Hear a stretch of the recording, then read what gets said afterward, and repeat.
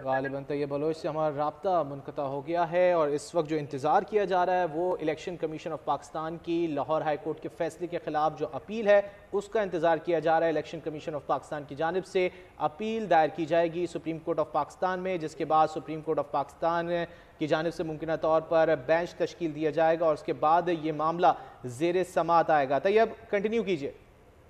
जी, जो है वो इलेक्शन कमीशन की अपील का जो है वाज़ेह तौर के ऊपर इंतजार किया जा रहा है, चूंकि जो ज़राए इलेक्शन कमीशन है उनका यही कहना है कि हमें चीफ इलेक्शन कमिश्नर की जानिब से वाज़ेह हिदायत दी गई हैं कि आज ही अपील जो है वो तैयार करके सुप्रीम कोर्ट में दायर की जाए, जबकि सुप्रीम कोर्ट की जो सूरत हाल है वो भी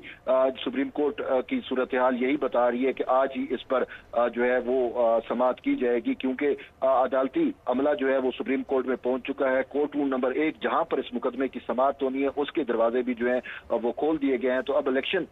कमीशन की जो अपील है उसका इंतजार किया जा रहा है कि वो जो ही अपील आएगी तो उसके बाद जो है वो समाअत हो सकती है। अच्छा तैयब, वो जो एक 54 दिन का इलेक्शन शेड्यूल का टाइम होता है, यही वजह है कि इतनी जल्दी में जो है वो तमाम तर मामला जो है वो हल किया जा रहा है ताकि 8 फरवरी को मुमकिन हो सकें इंतखाबात? बिल्कुल, क्योंकि जो है वो 54 दिन का जो टाइम शेड्यूल है उसके अंदर ही सारा कुछ जो है वो होना है। तो अब अगर इस मामले पे जो है वो तखीर होगी तो फिर उसमें वो जो 54 दिन का है वो शेड्यूल जो है वो मुतासर होगा और इसके साथ साथ जो है वो फिर हो सकता है कि इलेक्शन जो है वो 8 फरवरी की बजाय आगे चले जाएं। तो इसी वजह से इलेक्शन कमीशन के पास सिर्फ कल का ही दिन है शेड्यूल जारी करने का। अगर वो 8 फरवरी यानी कल शेड्यूल जारी नहीं करता तो फिर इंतखाबात जो है वो आगे हो सकते हैं। तो इसी वजह से supreme court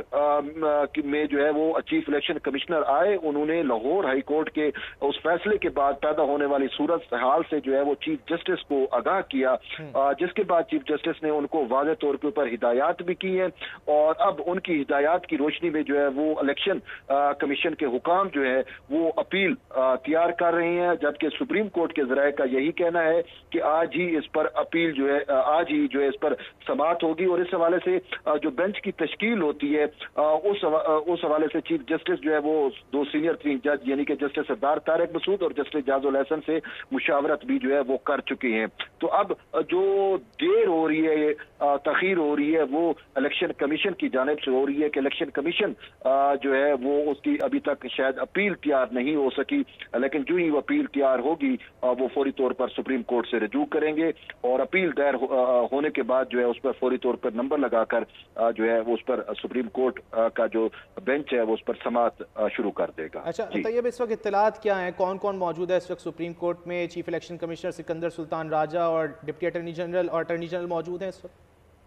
attorney general office में अपने ऑफिस में मौजूद है। कुछ देर कबल जब उनकी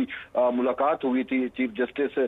से और चीफ इलेक्शन कमिश्नर से, तो उस मुलाकात करने के बाद वो वापस अपने ऑफिस में पहुंच चुके हैं और इसके साथ साथ चीफ इलेक्शन कमिश्नर के बारे में भी यही कहा जा रहा है कि वो सुप्रीम कोर्ट में मौजूद है और उन्होंने जो हिदायत देनी थी वो अपने अमले को जो है वो हिदायत दे चुके हैं। जबकि चीफ जस्टिस के साथ साथ